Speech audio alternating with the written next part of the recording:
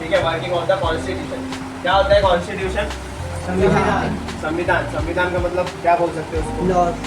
इसमें हमारे देश कैसे चलना चाहिए, गवर्नमेंट का क्या पावर है, प्रेसिडेंट का क्या पावर है, प्राइम मिनिस्टर का क्या पावर है ना, वो सब चीज़ें और भी बहुत सारी चीज़ें उसके अंदर लिखी है। तो हमारा देश कैसे काम करता है संविधान के हिसाब से या कॉन्स्टिट्यूशन के हिसाब से, वो हम लोग पढ़ने वाले हैं। ठीक है, क्या लिखा है? What have we learn so far. अभी तक पुराना जो भी हिस्ट्री सिविक्स वगैरह में तुम लोगों ने या पॉलिटिकल साइंस में पढ़ा होगा, वो सब चीज़ क्या क्या पढ़ा है? Political science books help us to understand. क्या क्या सिखाती है? सिखाया पहले लोकल गवर्नमेंट, जैसे कि पंचायत, म्यूनसिपालिटी, है ना। दूसरा values, philosophy of the constitution. क्या क्या वैल्यूज हमको मिला है संविधान से, कॉन्स्टिट्यूशन। स्ट्रक्चर ऑफ गवर्नमेंट, जैसे पार्लियामेंट, जुडिशियरी, एग्जीक्यूटिव, ये आगे और डिटेल में पढ़ेंगे। ठीक है, वैसे क्या होता है पार्लियामेंट? जहाँ पे सब नेता लोग बैठते हैं, एमएलए, एमपीज बैठते हैं, लोकसभा, राज्यसभा, सब होता है ना। जुडिशियरी में क्या क्या आता है? हाई कोर्ट, कोर्ट सिस्टम जो भी आएगा, सुप्रीम कोर्ट, हाई कोर्ट, है ना, डिस्ट्रिक्ट कोर्ट। एग्जीक्यूटिव में गवर्नमेंट जो पूरा चलाती है, देश को चलाती है। नेक्स्ट क्या है? India's role in international relation. ये भी हम लोगों ने देखा कि हमारे देश का के अंदर हमारे देश का क्या क्या रोल है इंटरनेशनल लेवल पे। Next, core idea, the constitution is the foundation of India system. अगर संविधान नहीं होगा तो फिर किसका क्या पावर है, किसका क्या, वो कुछ भी डिसाइड नहीं होगा और सब अपने हिसाब से मनमानी करेंगे। ठीक है, देखो जैसे तुम्हारे घर में भी सिस्टम होता है, सुबह उठेंगे, ब्रश करेंगे, फिर XYZ काम सबका, मम्मी का फिक्स है, पापा का फिक्स है, तुम्हारा फिक्स है, दादा दादी होंगे तो उनका फिक्स होता है, हर एक का काम फिक्स होता है। इसके बाद ये करते हैं, इसके बाद ये करते हैं, और नहीं करेंगे तो पनिशमेंट भी मिलता है, डांट भी मिलता है ना। तो वैसे ही कुछ ये भी है। तो जब हमारा परिवार में तो 5 लोग हैं, 10 लोग हैं, 15 लोग हैं, इंडिया में 150 करोड़ से भी ज़्यादा है ना। तो उसमें तो कानून चाहिए ही चाहिए अच्छे से चलने के लिए। देखो, aim of the Indian constitution क्या है? Constitution wants to create secular country, no religion based official. ठीक है, पहले है ना जब संविधान बनाया गया था ना, तब उसके अंदर ये सेक्युलर वर्ड जोड़ा नहीं गया था। ठीक है, बट धीरे धीरे गवर्नमेंट को कुछ महसूस हुआ, इंदिरा गांधी के टाइम पे या उससे पहले भी, उन्होंने ये सेक्युलर वर्ड जोड़ दिया। सेक्युलर वर्ड का मतलब क्या लिखा है? नो रिलीजियन इज ऑफिशियल, मतलब पूरे देश का कोई भी एक धर्म नहीं है। जैसे अगर अभी देखो मांग उठ रही है ना बहुत कि हिंदू राष्ट्र बनाओ, हिंदू राष्ट्र बनाओ, क्यों? तो फिर अगर हिंदू राष्ट्र बन गया तो फिर ये सेक्युलर वर्ड संविधान से हटाना पड़ेगा, क्योंकि सेक्युलर वर्ड लिखा है इसके लिए कि सब धर्म एक लेवल पे, कोई भी धर्म ना ऊपर है ना नीचे। समझ में आया? नेक्स्ट, डेमोक्रेटिक रिपब्लिक, मतलब people choose leader, election vote देते हैं हम लोग, हमारा नेता चुनते हैं, उसको बोलते हैं डेमोक्रेटिक रिपब्लिक। समझ में आ रहा है यहाँ तक? पक्का टोपी वाले भाई साहब। इट एंश्योर्स, क्या लिखा है, क्या बताता है? जस्टिस फॉर ऑल, हर किसी को न्याय मिलना चाहिए, कोई भी जाति धर्म का हो, लड़की हो, लड़का हो, काला हो, गोरा हो, अमीर हो, गरीब हो, कोई भी हो, सबके लिए कानून क्या है? सेम है, एक बराबर है। फ्रीडम ऑफ सिटीजन, हर किसी को फंडामेंटल राइट्स मिला ना, आज़ादी मिली है बहुत सारी चीज़ों करने के लिए। फंडामेंटल राइट उन्होंने 2-3 साल पहले 7वीं 8वीं में पढ़ा हो। इक्वालिटी इन सोसाइटी, कोई भी भेदभाव होना नहीं चाहिए, कोई चीज़ है जाति धर्म वगैरह पे किसी पे भी भेदभाव होना नहीं चाहिए। बिग गोल, क्या लिखा है? To build a progressive society based on social justice and equality. Social justice आगे आएगा, समाज में सेम बराबर हमें मिलना चाहिए, है ना, और सब में क्या होना चाहिए? इक्वालिटी की भावना होनी चाहिए। इक्वालिटी मतलब सब सेम बराबर है। ठीक है, क्या लिखा है? When did it start? ये सब कब चालू हुआ? संविधान कब बना था? 26 जनवरी 1950 में लागू हुआ था। बना कब गया था? 26 नवंबर 1949 में बन के रेडी हो गया। कुछ एक्ट वो टाइम पे चालू हो गए थे और कुछ एक्ट बाकी थे, पर पूरी तरीके से कब आया?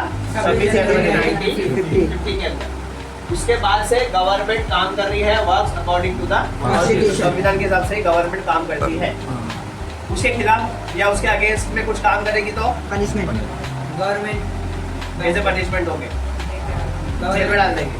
गवर्नमेंट डिसॉल्व हो जाती है। गवर्नमेंट डिसॉल्व हो जाती है, नहीं फिर हम केस कर सकते हैं। जुडिशियरी बचा है ना, बना है ना, उसके खिलाफ, गवर्नमेंट के खिलाफ केस हम लोग कर सकते हैं। ठीक है, ये देखो कानून में, संविधान में ऐसा लिखा है, कॉन्स्टिट्यूशन में, बट गवर्नमेंट उसका वायोलेशन कर रही है तो हम लोग उसके ऊपर केस कर सकते हैं। 3 मेन एरियाज क्या लिखा है? What this chapter focuses on? 3 main area, एक है डेमोक्रेसी, सोशल जस्टिस और जुडिशियल सिस्टम। हम लोग डिटेल में आगे पढ़ने वाले हैं। तो हमें अभी देखो डेमोक्रेसी कैसे काम करता है इंडिया के अंदर। Representation of people, election, election से एक जन को चुनते हैं कि हमारे लिए वो बात करेगा। जैसे क्लास होती है ना, क्लास में अगर कुछ भी प्रॉब्लम होएगा तो कौन जाता है बात करने के लिए? नहीं समझा? वैसे ही तो वैसे ही हम लोग ने हमारा नेता चुना होता है और वो हमारा जो भी प्रॉब्लम रहता है वो लोकसभा राज्यसभा में जाके बात करता है। ठीक है, people directly elect representative in parliament, state legislative, local government. यहाँ पे हम लोग डायरेक्ट करते हैं। राज्यसभा में हम लोग वोट नहीं करते। लोकसभा में जो चुन के आता है वो लोग चुनते हैं राज्यसभा के मेंबर। समझ में आया? इसके लिए देखो नाम है लोकसभा, लोक मतलब हमारे लोग। राज्यसभा में हमारा कुछ काम नहीं है। जो जिनको हमने लोकसभा में चुना होता है ना, वो लोग फिर और लोगों को चुनते हैं। Meaning people rule the country through elected leaders. ठीक है, पीपल लोग रूल करते हैं बोलने के लिए, नाम के लिए बताया था उस दिन, है ना। पर किसको चुनते हैं हम लोग? हमारे लीडर्स लोग को, नेता लोग। फ्री एंड फेयर इलेक्शंस होना चाहिए। Elections happen regularly, they are free and fair. Free and fair का मतलब क्या हो सकता है? फ्री में होता है और सही तरीके से फ्री में होता है, ईमानदारी से होना चाहिए। हाँ ईमानदारी से होना चाहिए। फ्री फ्रॉम कॉर्शन, ऐसा बोलते हैं ना। पहले के जमाने में अगर तुम लोगों ने देखा होगा कि ऐसा डब्बा वब्बा होता था, है ना, सिंबल का होता था, ठप्पा मारते थे, उसके अंदर पर्ची डालते थे। पर्ची वैन से जा रही है, डब्बा चेंज हो जा रहा अच्छा, वो है ना। पर्ची बोर्ड। इधर गुंडे आ गए, लाइन लगा के सब लोगों ने गुंडे किया। गुंडा का एक हाथ से जाया, धाड़ अपना अपना पार्टी का ठप्पा मार दिया और सब वाला जीत जाता है ना। फिर जो क्रिमिनल लोग रहते हैं या ऐसे रहते हैं तो धमकी से बोले कि भाई वोट देना नहीं तो सोच लेना। गाँव में भी होता है ना, बकरा बटता है, दारू बट रहा है, पैसा बट रहा है, सब बटता है कि इसको वोट देना। जो ज्यादा बांटता है वो जीतता है। समझा? तो वो सब चीज होनी नहीं चाहिए। ठीक है, इसके लिए फ्री एंड फेयर होना चाहिए। This shows India is a successful democracy. और जब ये होगा फ्री एंड फेयर तो आप लोग बोलेंगे कि हमारा देश डेमोक्रेसी जैसा होने को है। मतलब अभी देखो कहीं एकदम फ्री एंड फेयर हर जगह हो नहीं सकता, कहीं ना कहीं सेटिंग चीजें हो जाती। तो 100% तो हम लोग नहीं बोल सकते कि सक्सेसफुल होगा। धीरे आगे बढ़ता रहेगा। People actively participate. दूसरा डेमोक्रेसी का क्या चीज है कि जितने ज्यादा लोग वोट करेंगे उतना ज्यादा चांसेस है कि सही नेता चुन के आ सकता है। समझ में आया? इसके लिए देखो जब इलेक्शन वगैरह होगा तो ऐसे ऑटो में बिठा के कोई बुढ़ा वुड्ढा रहेगा तो उसको उठा के घर से उठा के लेके आएंगे, भाई वोट दो। होता है ना, सब सर्विस मिलता है। फिर 5 साल के बाद या इलेक्शन के बाद पता ही नहीं कहाँ है, सब भूल लो सर। ठीक है, increasing participation. More people are taking part in politics, more competition between political party. ठीक है, क्या बोल रहे थे? ज्यादा से ज्यादा लोग अगर पॉलिटिक्स में पार्ट लेंगे तो धीरे हमारा क्या बढ़ रहा है? देश डेमोक्रेसी बढ़ रहा है, क्योंकि लोगों का इंटरेस्ट आ रहा है पॉलिटिक्स के अंदर। दूसरी चीज, मोर कंपटीशन बिटवीन पॉलिटिकल पार्टी। जितनी पॉलिटिकल पार्टी ज्यादा आएगी उतना उनके बीच में कंपटीशन ज्यादा होगा। Result, democracy is becoming stronger. तो धीरे अगर ये सब चीज अच्छी होगी तो हम लोग बोलेंगे कि हमारे देश का डेमोक्रेसी क्या हो रहा है? मजबूत हो रहा है, स्ट्रॉन्ग हो रहा है। अगर ये सब चीज सही नहीं है तो हमारे देश का डेमोक्रेसी खराब हो रहा है। समझ रहा है तुझे? देखो दूसरा हमारा क्या अधिकार है? Right to vote. बहुत इंपॉर्टेंट, हर किसी को वोट देने का अधिकार है, जो भी 18 साल का है और जो भी इस देश का नागरिक है। फॉरेन से आके वोट नहीं दे सकते, पता है ना। 18 साल का हो चाहे ना हो, यहाँ के होने चाहिए। पहले के टाइम पे क्या था? सिर्फ अमीर के हिसाब से वोट दिया जाता था, औरतों को वोट देना अलाउड नहीं था। ब्रिटिश के थोड़ा पहले, और ब्रिटिश टाइम भी बोल सकते हैं। तो वो टाइम पे क्या था कि जितना अमीर होते थे ना उसके हिसाब से वोट देने का अधिकार ज्यादा होता था। मतलब 1 जन 2 वोट 3 वोट भी देता था, पर अब ऐसा नहीं। बिफोर इंडिपेंडेंस वोटिंग राइट्स वर रिस्ट्रिक्टेड। रिस्ट्रिक्टेड क्यों? हर किसी को वोट देने का अधिकार नहीं था, जो मालदार वो उस हिसाब से देगा। इंडिपेंडेंस के बाद everyone got equal voting rights, चाहे आदमी हो चाहे औरत हो, दोनों क्या कर सकते हैं। जो दिख रहा है टोपी पहन के है, दिख रहा है का एज कितना है? पहले थी 21 ईयर्स के हो गए तो ही क्या दे सकते हो, बट अब ऐसा नहीं है। कितना दे सकता है? 18 साल के जैसी हो गए वोटिंग आईडी बन जाएगा, तुरंत वोट दे सकते हैं। इफेक्ट यूथ कैन पार्टिसिपेट, क्यों किया कम? क्योंकि यूथ लोग ज्यादा पार्टिसिपेट कर पाए। India became world's largest democracy, जितने ज्यादा लोग वोट देंगे तो डेमोक्रेसी दुनिया की सबसे बड़ी है। क्यों सबसे बड़ी है? सबसे ज्यादा आबादी इधर ही है ना, हाँ। समझा ना? हर साल एक ऑस्ट्रेलिया पैदा होता है इंडिया में, तो सोच लो कितना आबादी है, समझा? Next special point, India has the, और ये कोरोना में भी हम लोगों ने चाइना को पीछे कर दिया। हाँ। चाइना में ज्यादा टपक गए और इधर कम टपके। India has the largest number of new political parties are growing, ठीक है? Young voters are very important, easy line. फिर है political maturity, democracy in action. क्या बोलते हैं? Democracy is not just election और रिप्रेजेंटेशन। मतलब डेमोक्रेसी इसको नहीं बोलेंगे इलेक्शन हो गया चलो डेमोक्रेसी हो गया, कोई नेता चुन गया डेमोक्रेसी हो गया, इनको डेमोक्रेसी नहीं बोलते। डेमोक्रेसी की भावना अंदर होनी चाहिए, समझ में आया? It also means applying democratic values in real life. अपने रियल लाइफ में तुमको अंदर डेमोक्रेसी डालना पड़ेगी।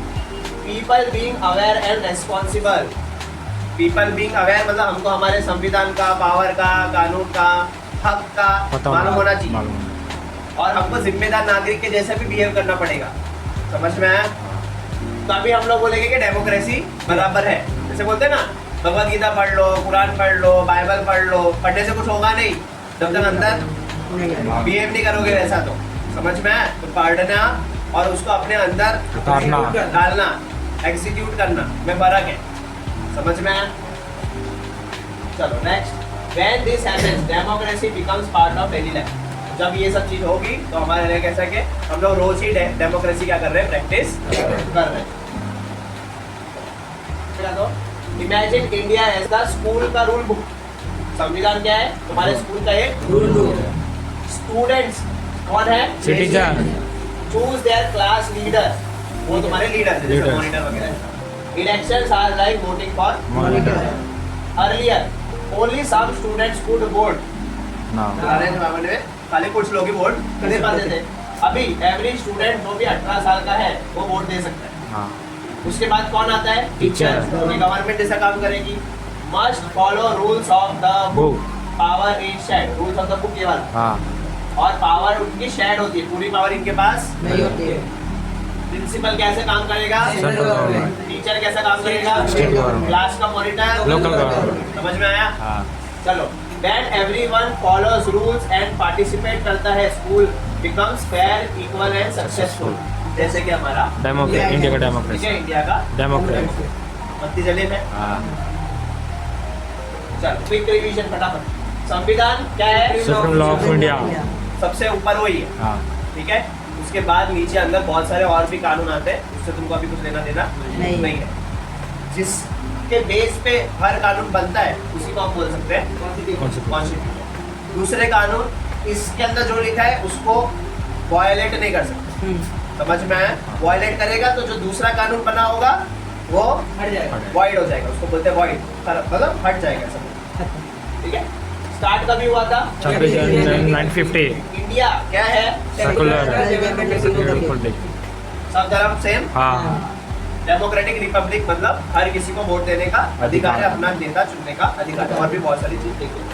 अभी कितने उम्र में दे सकते हैं? 18। बोलना कुछ जो बोल रहे हैं सब लोग क्या बोल रहे हैं? तो स्टार्टिंग वाले करें। फ्री इलेक्शन, ये देख गाड़ी उंगली चूस रहा है। एक्शन, स्टैंड ऑफ डेमोक्रेसी, ये सब भी आने दे। हाँ, कट कर दूंगा तो बात। Free election, stand of democracy. Democracy. We can decentralization because power sharing.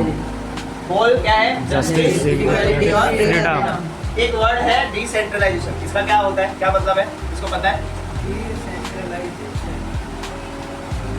Power मतलब सबसे एक बांटी बंदे गई है, एक अकेले बंदे के पास पूरा पावर नहीं है। सब में बांटी गई है। सही है। अब देखो जैसे समझो प्रिंसिपल ने गरबा खेल रहे हैं, हाँ है ना, गरबा का यहाँ से लेके वैशाली नगर तक का पूरा लाइन ऐसा गोल हो गया, हाँ, है ना, और कोई इंसान जो शीतल होटल के वहाँ पे बैठा है या खड़ा है, वो तो नहीं देख सकता है कि वो टाइल कोको डेरी के अंदर क्या हो रहा है, हाँ। वो तो नहीं देख सकता है कि वैशाली नगर में मेडिकल के वहाँ या इसकी दुकान के वहाँ पे क्या हो रहा है। क्या करना पड़ेगा? अलग-अलग लोग- पावर को डिस्ट्रीब्यूट करना पड़ेगा। अभी जो मेरे पास पावर थी, मैं शीतल होटल के अंदर बैठा था, मेरे पास पावर थी, तो मैंने उधर एक जन को रख दिया, अंकित को, कि भाई अंकित वो एरिया देख ले। वैशाली नगर में एक सत्यम को रख दिया, भाई वो एरिया देख ले। यहाँ पे इस साइड रश्मि को रख दिया, ये एरिया देख ले। तो मैंने क्या किया, मेरी पावर को डिस्ट्रीब्यूट कर दिया, ठीक है। तो मैं पूरा हैंडल देख रहा हूँ कि हाँ दूर तक दिख रहा है, पर वहाँ पे कुछ भी मैटर होएगा तो मैं जल्दी नहीं जा पाऊंगा। हाँ। पर वहाँ पे जल्दी कौन जा पाएगा? अंकित। वहाँ पे जल्दी कौन जा सकता है? सत्यम। सत्यम। तो इसके लिए स्टेट गवर्नमेंट की पावर अलग होती है, सेंट्रल गवर्नमेंट की पावर अलग। अलग तो होती है। सेंट्रल गवर्नमेंट सब जगह जाके प्रॉब्लम नहीं सॉल्व कर सकते, हाँ। इसके लिए स्टेट गवर्नमेंट को भी पावर देते हैं, ठीक है। तो अगर पावर सिर्फ सेंट्रल में होती, सेंट्रल गवर्नमेंट के पास, तो उसको क्या बोलते हैं? सेंट्रलाइजेशन। कंट्रोल और अब पावर मैंने क्या कर दी है? डिस्ट्रीब्यूट कर दी, तो उसको क्या बोलेंगे? Decentralized. Decentralized। समझ में आवे छे? हाँ